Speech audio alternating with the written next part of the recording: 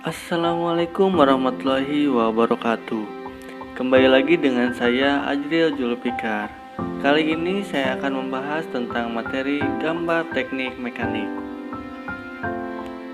Langsung saja ke definisinya. Gambar teknik merupakan alat untuk menyatakan ide atau gagasan ahli teknik. Gambar teknik disebut juga sebagai bahasa teknik yang mempunyai 3 fungsi penting, yaitu untuk menyampaikan informasi sebagai bahan diskusi dan untuk menuangkan gagasan pengembangan. Gambar teknik adalah gambar yang terdiri dari simbol, garis, dan tulisan tegak yang bersifat tegas. Digunakan untuk memberikan penjelasan lengkap tentang suatu benda atau konstruksi. Berdasarkan ketentuan dan standar teknik yang harus disepakati oleh badan standarisasi, baik itu nasional maupun internasional. Gambar teknik merupakan fungsi sebagai gambar yang memuat segala informasi teknis dari suatu benda. Fungsinya adalah menerangkan data teknis yang mencakup diantaranya ukuran dan dimensi benda, visualisasi suatu benda, material yang digunakan, alur proses suatu pekerjaan, dan lain sebagainya, yang berfungsi memudahkan dalam proses pembuatan suatu benda, proyek, atau suatu konstruksi. Baik, untuk selanjutnya yaitu standarisasi gambar teknik.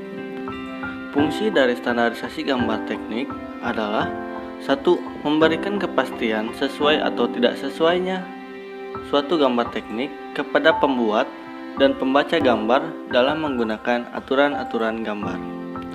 Yang kedua, menyeragamkan penafsiran terhadap cara-cara penggunaan simbol yang dinyatakan dalam gambar.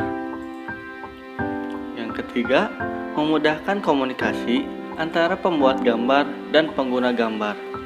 Dan yang keempat, memudahkan kerjasama antara perusahaan dalam memproduksi benda teknik dalam jumlah banyak atau bisa dibilang produksi massal.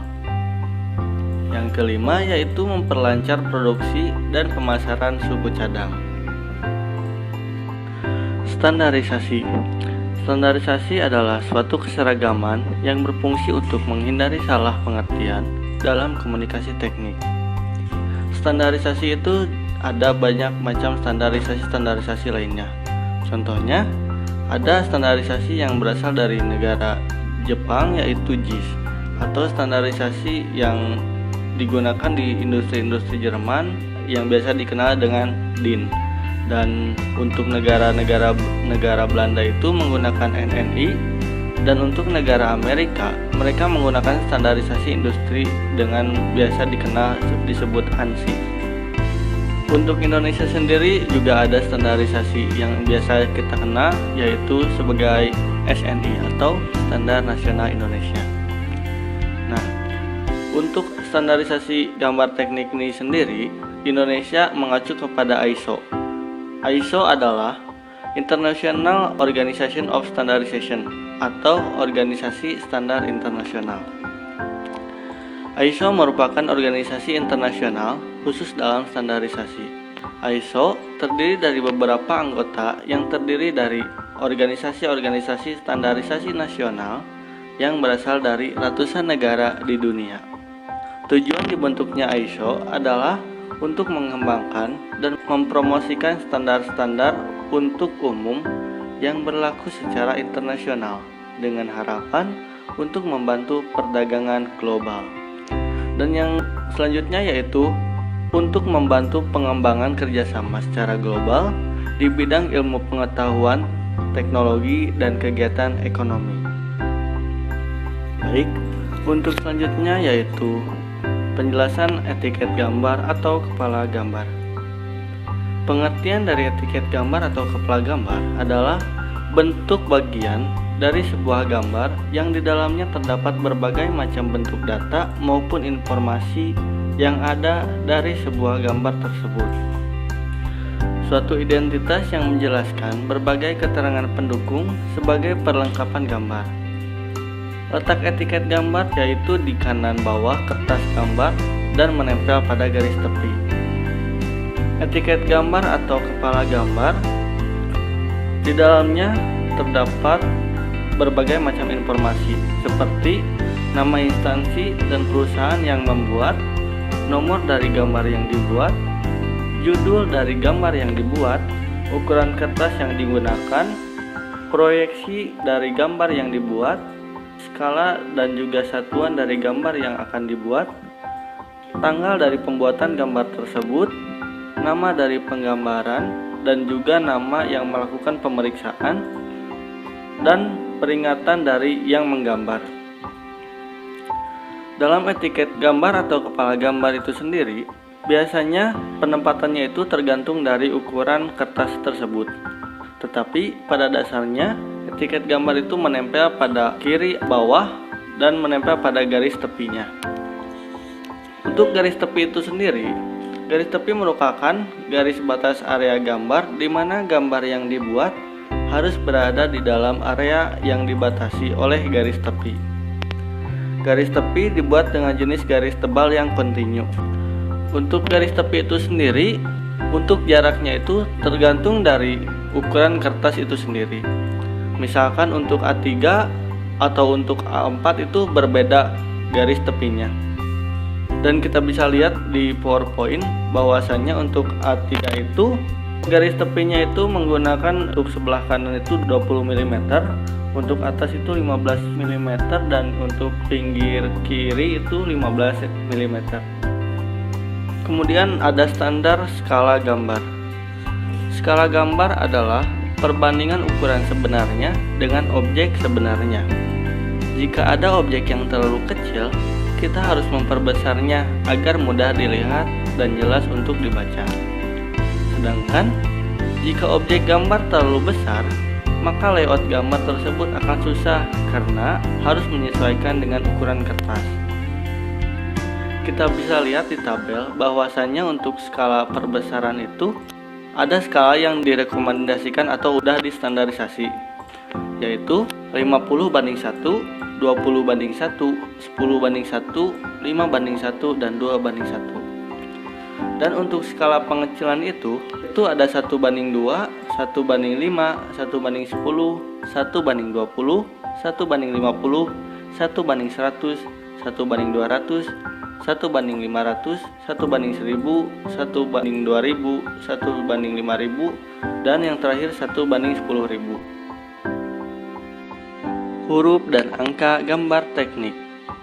Huruf dan angka gambar teknik itu memiliki fungsi tersendiri, yaitu memperjelas maksud dan informasi yang disajikan di dalam gambar itu sendiri, dan menunjukkan besarnya ukuran, keterangan bagian gambar, dan catatan kolom etiket gambar.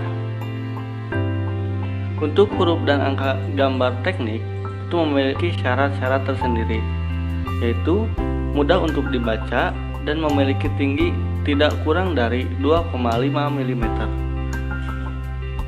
Perbandingan tinggi, tebal, jarak di antara huruf dan angka serta kata yang ada harus proporsional.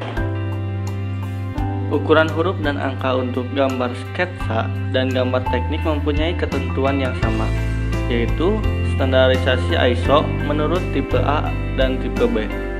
Kita bisa lihat di tabel bahwasannya untuk huruf besar atau dengan simbol H kecil itu kita bisa lihat misalkan untuk H-nya itu ukurannya 10. Nah, untuk huruf kecilnya itu kita bisa hitung sendiri bahwasannya 10 itu adalah H, dan kita memakai rumus yang ada di tabel tersebut. 10/14 dikali H tersebut atau ukuran nominal dari besar angka tersebut. Untuk tipe B juga sama, dan terdapat perbedaan dalam rumus itu sendiri.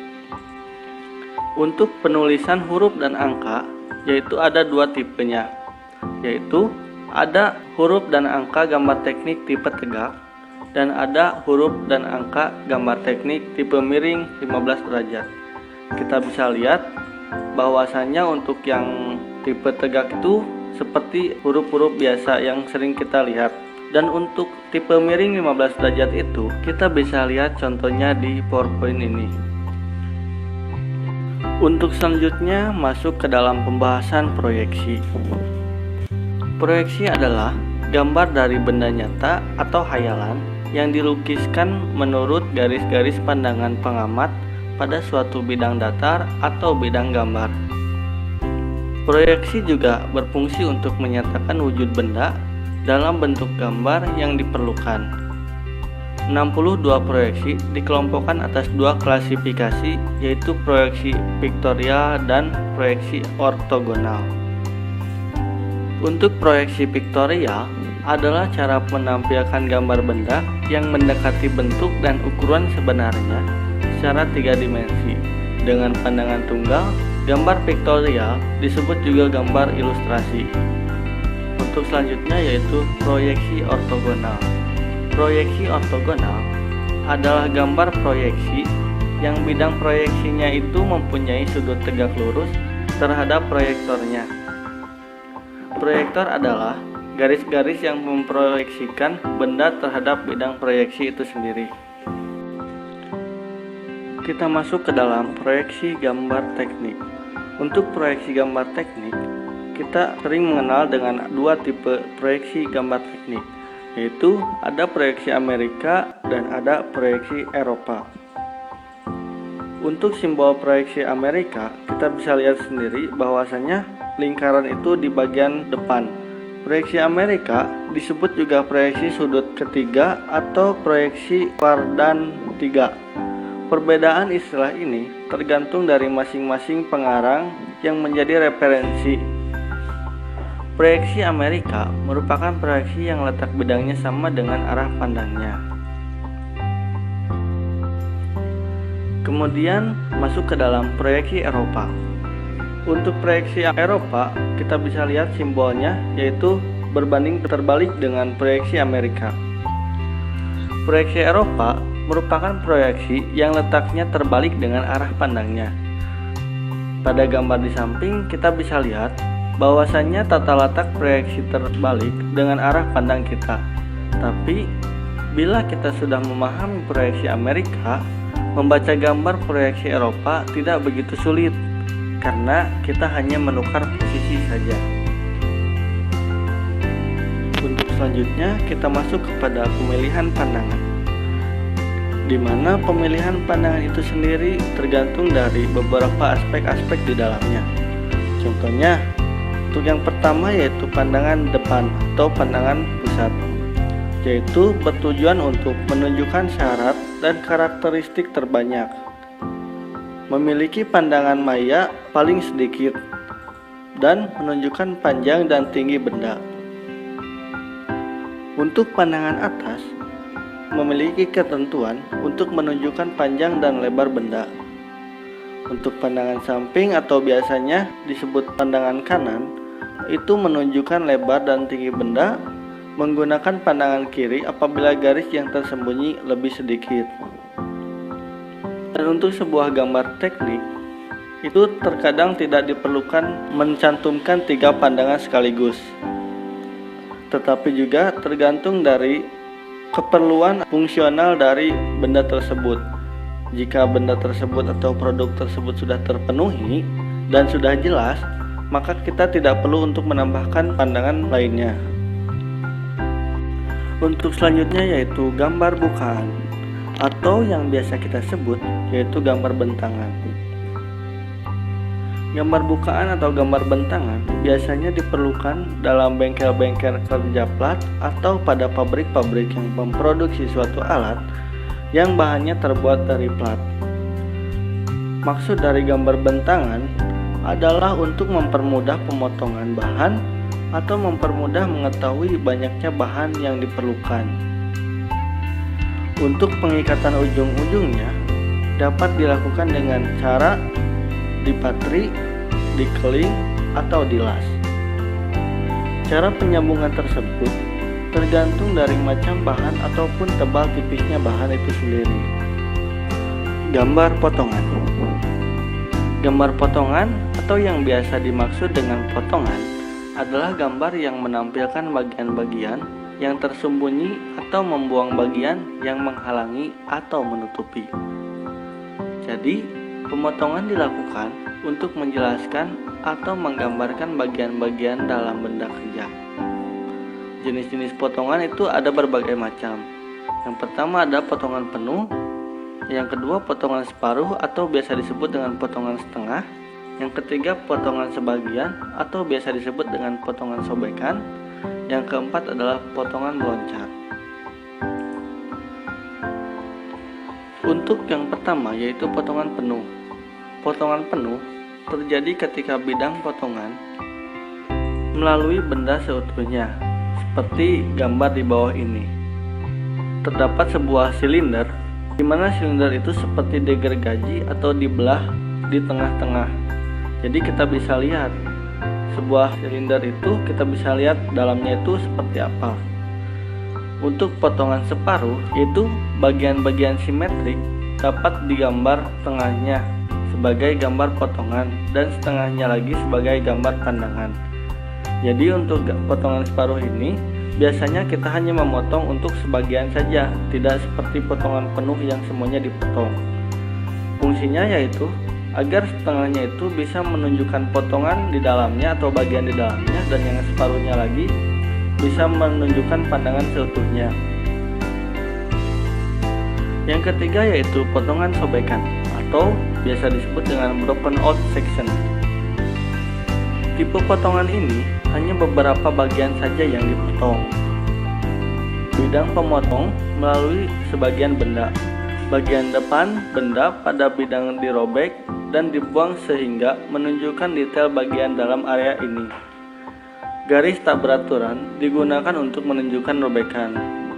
Jadi untuk potongan sobekan ini kita bisa lihat bahwasannya potongan itu dilakukan hanya untuk melihat bagian dari dalam benda kerja tersebut. Misalkan ada contoh lubang ulir, kita tidak harus memotong secara sepenuhnya atau secara separuh, tetapi kita bisa lihat atau kita bisa lakukan dengan cara melakukan potongan sobekan. Jadi kita hanya melakukan potongan hanya di bagian yang ingin kita tampilkan saja. Dan yang terakhir yaitu potongan meloncat. Potongan meloncat atau potongan penuh dengan bidang offset, di mana bidang pemotongan di offset pada bagian lain untuk menunjukkan beberapa detail yang terlewatkan. Untuk potongan meloncat ini seperti halnya potongan penuh, di mana kita memotong seluruh dari benda tersebut, tetapi untuk arahnya itu tidak sama persis, jadi tidak searah. Kita bisa lihat di sini bahwasannya pemotongan itu dilakukan untuk menunjukkan berbagai bentuk dalam dari benda kerja tersebut. Misalkan ada sebuah dua lubang, tetapi untuk arahnya itu tidak sejajar antara lubang satu dengan lubang lainnya. Nah, kita bisa melakukan pemotongan meloncat, yaitu kita bisa melakukan pemotongan dengan tumbuh yang tidak sejajar. Baik, untuk yang selanjutnya yaitu pembahasan tentang arsiran. Arsiran adalah bentuk penempang bagian benda yang terpotong harus ditunjukkan dengan garis arsir. Jelas arsiran disesuaikan dengan bahan yang dipotong. Fungsi arsiran adalah untuk menunjukkan bidang terpotong pada gambar, sedangkan bentuk arsiran pada umumnya dibuat dengan garis tipis. Garis tipis kontinu yang sejajar dengan kemiringan 45 derajat terhadap sumbu utama atau garis patokan. Di sini ada 3 contoh garis arsiran. Yang pertama, ada arsiran untuk gambar susunan. Gambar susunan yang sama harus diarsir dengan cara yang sama. Sedangkan arsiran untuk benda yang berdempetan dibuat dengan arah atau jarak yang berbeda. Yang kedua, yaitu arsiran untuk bidang yang luas. Untuk bidang yang luas, arsiran dapat dibatasi pada daerah tepi bidang yang diarsir. Jadi, untuk bidang yang luas ini, kita cukup mengarsirnya di bagian sisinya saja. Untuk yang ketiga, yaitu arsir untuk bidang potongan yang berbeda dan sejajar. Maksudnya, arsiran harus tetap sama, tetapi harus bergeser sepanjang garis bagi antara kedua bidang potong. Baik, untuk selanjutnya yaitu materi tentang penunjukan ukuran. Pemberian ukuran pada menggambar mesin. ada beberapa ketentuan yang harus diperhatikan dalam memberikan ukuran terhadap gambar kerja. Yang pertama, harus dipikirkan bagaimana benda tersebut akan dibuat dan ukuran mana saja yang perlu diberikan. Yang kedua, yaitu pemberian ukuran tidak boleh terlalu sedikit atau berlebihan, tetapi harus merata pada semua pandangan proyeksi. Yang terakhir, pemberian ukuran harus masuk akal, efektif, dan efisien untuk menghindari kesalahan pada tingkat pelaksanaan di lapangan. Di sini kita bisa lihat ada beberapa contoh penunjukan ukuran. Yang pertama, ada angka ukur diletakkan di tengah-tengah garis ukur. Maksudnya, di setiap penunjukan ukuran, angka atau nominal tersebut diletakkan di tengah-tengah garis ukurnya. Kemudian, angka ukur tidak boleh dipisahkan oleh garis gambar, jadi boleh ditempatkan di pinggir. Maksudnya, untuk garis gambar atau garis ukuran bila bertabrakan, maka penempatan nominal ukuran tersebut boleh ditempatkan di pinggir. Selanjutnya, jika angka ukur ditempatkan pada bagian berarsir, arsir harus dihilangkan untuk memberi tempat angka. Maksudnya itu, jika nominal atau angka dari ukuran tersebut ditempatkan di atas arsiran, maka di bagian nominal tersebut arsirannya harus dihapus agar memudahkan kita untuk membaca nominal tersebut. Kemudian, pada bagian yang sempit, angka ukur dapat ditempatkan di luar garis ukur, sehingga garis ukur diperpanjang dan lebih diutamakan diperpanjang ke sebelah kanan. Jadi, jika kita akan mengukur sebuah benda dan untuk layoutnya itu sempit, maka kita boleh memanjangkan garis ukurnya dengan diutamakan perpanjangan ke sebelah kanan. Dan untuk selanjutnya, angka ukur dapat ditempatkan agak dekat salah satu anak panah agar angka-angka ukur tidak bertumpuk. Yang terakhir, ada garis ukur dan garis bantu.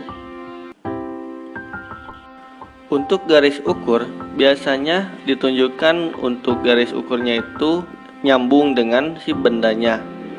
Dan untuk garis bantu biasanya kita bisa lihat bahwasannya garis ukur tersebut tidak nyambung dengan benda atau produk tersebut. Dalam penunjukan ukuran, ada aturan-aturan dasar dalam penunjukan ukuran itu sendiri. Yang pertama ada ukuran fungsional.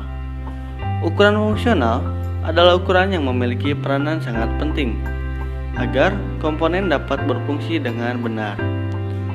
Ukuran fungsional ditentukan berdasarkan fungsi kerja dari benda tersebut terhadap konstruksi susunannya, terutama bagian yang berhubungan dengan bagian-bagian benda lainnya. Biasanya, untuk ukuran fungsional yaitu menggunakan toleransi umum, toleransi khusus, dan toleransi suaian. Yang kedua ada ukuran non-fungsional. Ukuran non-fungsional adalah ukuran yang tidak terlalu berpengaruh terhadap fungsi komponen yang digambar. Ukuran non-fungsional digunakan untuk membantu proses pengerjaan, pengukuran, atau pengecekan yang tidak ditinjau secara langsung dari fungsi kerjanya, melainkan hanya untuk membantu pencapaian fungsi benda tersebut. Biasanya, ukuran non-fungsional hanya menggunakan toleransi umum. Yang ketiga, ada ukuran pembantu atau ukuran tambahan. Ukuran pembantu adalah penunjukan ukuran tambahan yang diberikan agar operator tidak perlu menghitung sisa atau jumlah ukuran yang ada. Pencantumannya biasanya ditandai dengan tanda kurung. Oke, untuk selanjutnya masih tentang teori penunjukan ukuran. Yang pertama ada penunjukan ukuran besaran. Penunjukan ukuran besaran adalah penunjukan ukuran yang memberikan informasi mengenai berapa ukuran panjang, lebar, dan tinggi suatu komponen, ukuran lubang, ukuran alur, dan lain-lain. Yang kedua ada penunjukan ukuran kedudukan atau posisi.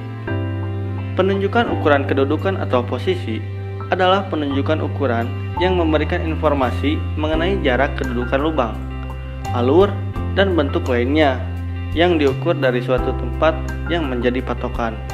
Untuk ukuran kedudukan atau posisi ini biasanya untuk mengetahui letak atau kedudukan dari lubang, bulir, dan bentuk lainnya. Dan ada juga ketika pemberian ukuran pada gambar kerja, penunjukan ukuran yang dicantumkan adalah penunjukan ukuran gabungan, yaitu penunjukan ukuran besaran dan posisi. Misalkan ada suatu part dan akan digabungkan dengan part lainnya, maka penunjukan ukurannya itu hanya penunjukan ukuran yang dimana itu hanya untuk penunjukan ukuran gabungannya. Baik, untuk selanjutnya yaitu pembahasan materi tentang toleransi. Apa sih toleransi? Toleransi adalah dua batas penyimpangan ukuran yang diizinkan. Definisi dari toleransi ukuran adalah dua batas penyimpangan yang diizinkan pada setiap ukuran elemen. Toleransi memegang peranan yang vital pada proses produksi, dikarenakan sangat sulitnya membuat suatu alat atau benda sesuai dengan ukuran yang tepat, karena menyangkut ketelitian dalam proses pengerjaannya. Di dalam toleransi ada yang disebut dengan toleransi standar atau toleransi internasional. Fungsinya untuk menghindari keraguan dan untuk keseragaman nilai toleransi. Besarnya toleransi ditentukan oleh ISO R286.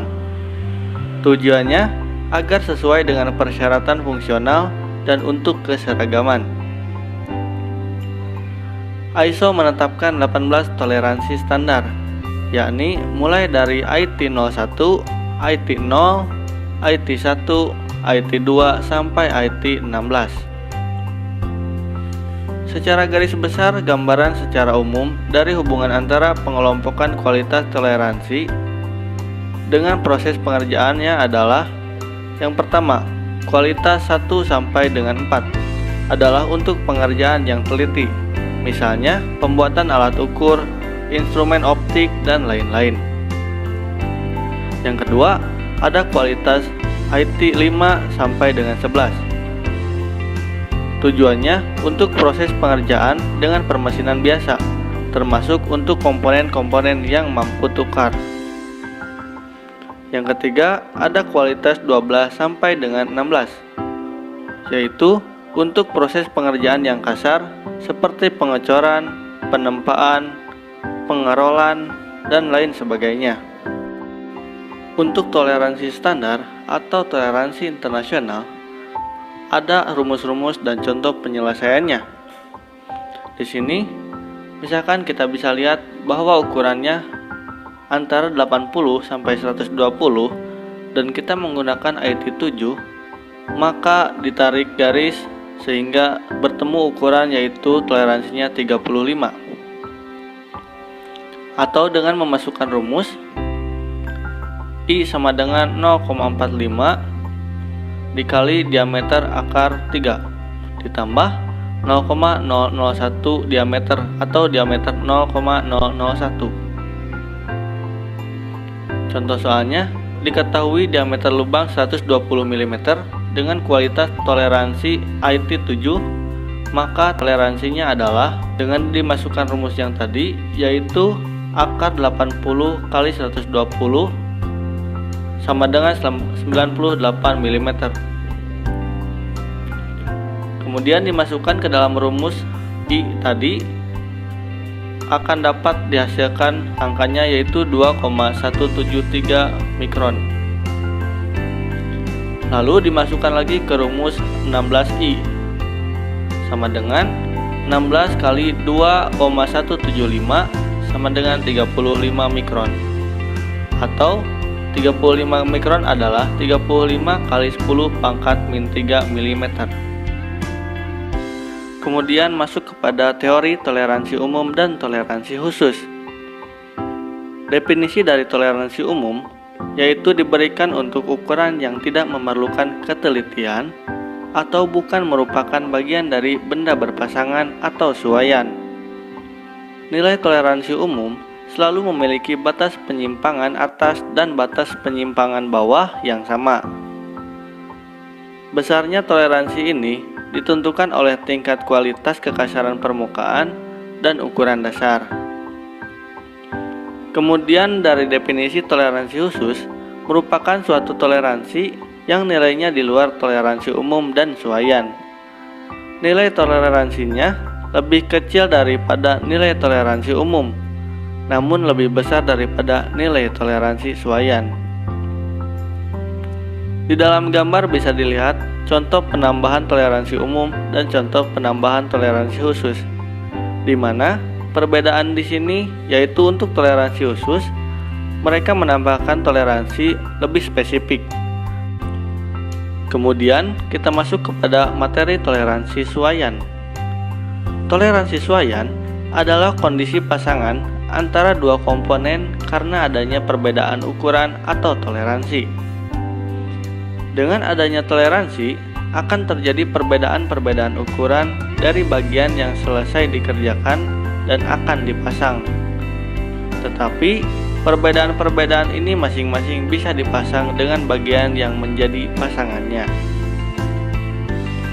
Di sini, kita bisa lihat gambar dari posisi toleransi suaian, di mana posisi toleransi menunjukkan batas penyimpangan atas atau penyimpangan bawah suatu ukuran terhadap ukuran dasarnya. Untuk penjelasannya, penulisan huruf besar dipakai untuk menandai posisi toleransi lubang dan huruf kecil untuk menandai posisi toleransi poros. Dan di sebelah gambar tersebut ada contoh-contoh suaian rekomendasi, seperti contohnya H7 garis miring H kecil 6, di mana ciri-ciri perakitannya yaitu mesin bisa digerakkan oleh tangan selama ada pelumasan. Atau contoh lainnya yaitu H7 garis miring F kecil 7. Dengan definisinya yaitu perlu diperhatikan kelonggarannya. Kemudian ada yang dinamakan dengan toleransi geometri. Toleransi geometri yaitu mencakup toleransi bentuk, posisi, tempat, dan penyimpangan putar. Dalam tabel ini, jenis-jenis toleransi diperhatikan dengan lambangnya masing-masing. Toleransi bentuk membatasi penyimpangan diri sebuah elemen, titik, garis, sumbu, permukaan, atau bidang meridian dari bentuk geometrik ideal. Posisi, tempat, dan penyimpangan putar membatasi penyimpangan posisi atau tempat bersama dari dua atau lebih elemen. Kita bisa lihat dalam gambar contoh-contoh dari lambang dan sifat-sifat yang diberi toleransi. Misalkan ada sebuah bentuk jajar genjang yang menandakan kedataran, atau ada lambang dua garis yang miring yaitu menandakan kesejajaran. Dan di sebelahnya ada contoh gambar peletakan toleransi. Dan di sampingnya terlihat gambar untuk penunjukan atau penulisan toleransi geometri. Ada 3 kolom yang berbeda. Yang pertama ditujukan untuk penulisan atau penempatan lambang dari toleransi geometri. Yang kolom kedua diperuntukkan untuk nominal toleransi tersebut. Dan kolom ketiga ditujukan untuk patokan dari toleransi tersebut. Untuk contoh yang pertama, artinya permukaan yang ditujukan mempunyai ketegaklurusan maksimal 0,02 mm terhadap permukaan B. Dan untuk tabel yang kedua, yaitu permukaan yang ditujukan mempunyai kesejajaran maksimal 0,03 mm terhadap permukaan B. Kemudian masuk ke dalam materi konfigurasi permukaan, di mana fungsinya untuk mengetahui mutu tiap-tiap bagian dari suatu komponen. Kekasaran permukaan dan pengerjaan permukaan merupakan suatu ketentuan mutlak di dalam teknik penggambaran. Di dalam konfigurasi permukaan, terdapat tanda-tanda pengerjaan, yang di dalamnya ada lambang dasar yang terdiri dari dua kaki yang tidak sama panjangnya dan membuat sudut kira-kira 60 derajat dengan puncaknya menunjuk ke permukaan yang diperhatikan. Untuk lambangnya, bisa dilihat bahwasanya di lambangnya tersebut ada angka-angka atau huruf-huruf yang sudah didefinisikan.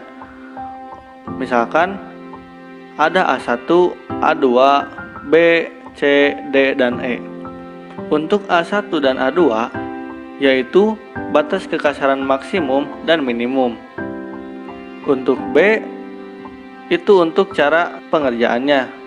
Untuk C adalah untuk panjang pengerjaannya, dan untuk D yaitu arah bekas penyayatan atau pengerjaan, dan E kelonggaran permesinan atau pengerjaan. Untuk F yaitu nilai kekasaran lain. Di dalam penunjukan kekasaran permukaan, yaitu kekasaran permukaan diatur dalam suatu standar atau normalisasi dan diberi kode dengan huruf N besar, yang terdapat 12 tingkat kekasaran seperti ditunjukkan pada tabel berikut. Dalam penunjukannya, dapat dituliskan kode normalisasi maupun dengan menuliskan nilai kekasarannya. Misalkan, di dalam A1 atau A2, kita cukup menunjukkan atau menuliskan simbol N1, N2, N3, atau N4. Atau bisa juga dengan menuliskan nilainya. Contohnya untuk N1 0,025, N2 0,05. Di dalam konfigurasi permukaan, terdapat banyak sekali lambang-lambang dan simbol-simbol yang dipergunakan. Contohnya, dalam gambar nomor 1, yaitu ada tabel lambang bekas arah pengerjaan. Yang dimaksud dengan arah pengerjaan atau penyayatan adalah bekas-bekas pengerjaan dengan mesin atau alat sayat yang terdapat pada permukaan suatu bidang. Di contoh tabel ini terdapat lambang sama dengan artian sejajar dengan bidang proyeksi dan pandangan di mana lambangnya dipergunakan. Jadi untuk arah ini bisa dilihat bahwa simbol panah tersebut menunjukkan bahwa arah bekas pengerjaannya. Untuk gambar yang kedua, yaitu tabel lambang tanpa tulisan. Di dalam tabel tersebut ada 3 lambang yang digunakan untuk fungsinya masing-masing. Yang pertama, ada simbol dasar, yaitu digunakan untuk mewakili simbol pengerjaan yang lebih dari satu dan untuk menunjukkan bahwa jenis pengerjaan tidak ditentukan. Untuk nomor 2, yaitu simbol dasar dengan garis penutup, dengan arti bahwa permukaan tersebut dikerjakan dengan permesinan. Dan yang terakhir, ada simbol dasar dengan lingkaran di tengah, dengan arti permukaan tidak mengalami proses pengerjaan, maka kondisi permukaan sesuai dengan kondisi awal. Untuk gambar yang ketiga, yaitu ada tabel penunjukan kekasaran dalam lambang pengerjaan. Untuk lambang yang pertama atau kolom yang pertama, artinya sebuah permukaan dengan nilai kekasaran permukaan maksimum RA dari 3,2 mikron. Untuk kolom yang kedua, yaitu sebuah permukaan dengan nilai kekasaran permukaan maksimum RA dari 6,3 mikron dan minimum dari 1,6 mikron. Untuk gambar yang keempat, terdapat pernyataan pada gambar, atau lebih tepatnya, cara penempatan pada gambar. Yang pertama, lambang penulisan harus diletakkan sedemikian rupa agar dapat dibaca dari bawah maupun dari sebelah kanan. Yang kedua, lambang dapat ditempatkan pada posisi apapun, hanya bila mana tidak ada penunjukan lain untuk konfigurasi permukaan khusus atau kelanggaran permesinan. Yang ketiga, walaupun demikian penulisan harga penafsiran utama untuk kekasaran harus selalu ditulis. Untuk gambar yang kelima, yaitu penunjukan pengerjaan tambahan atau biasa disebut tanda perintah pengerjaan. Untuk kolom nomor 1, dengan arti yaitu gambar di samping menunjukkan penulisan perintah pengerjaan jika kekasaran permukaan akhir harus dicapai oleh satu proses produksi tertentu. Misalkan di sini di lambang tersebut terdapat tulisan di press. Jadi untuk pengerjaannya itu harus dicapai dengan satu proses produksi yaitu di press. Untuk kolom nomor 2 yaitu simbol panjang pengerjaan. Gambar di samping menunjukkan penulisan panjang pengerjaan dalam satuan milimeter atau inci sesuai dengan satuan umum yang digunakan pada penunjukan ukuran. Panjang pengerjaan ini dicantumkan jika diperlukan. Bisa dilihat dalam lambang tersebut terdapat 2,5 mm.